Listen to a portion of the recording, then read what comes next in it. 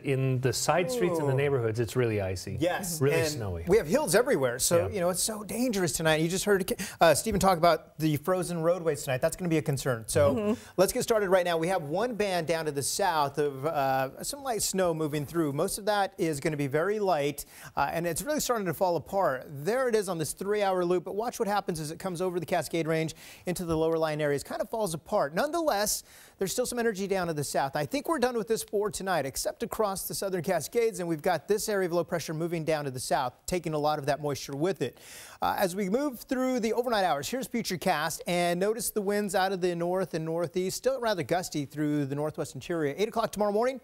We've got nothing to talk about as far as snow, but take a look at this. A freezing spray advisory, light to moderate accumulations of ice, 1/10 to 2/10 of an inch of ice per hour on places like decks and boats for the northern waters and across the San Juan Islands, caused by those northeast winds coming through and temperatures falling below 25 degrees. Also a gale warning for the waters as well, and then up to the northwest interior wind advisory through 4 o'clock tomorrow morning.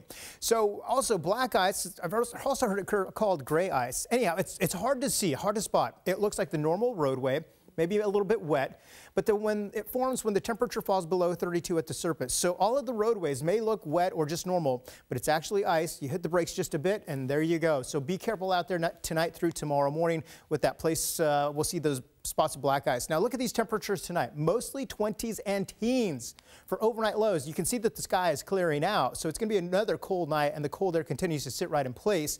As we look at the 7-day forecast, guess what? We're not done with this just yet. We may do a repeat of this Friday night into Saturday morning. Yeah, we've got another round to talk about. I'll bring you timing on that coming up in just a bit. Mark and Lori.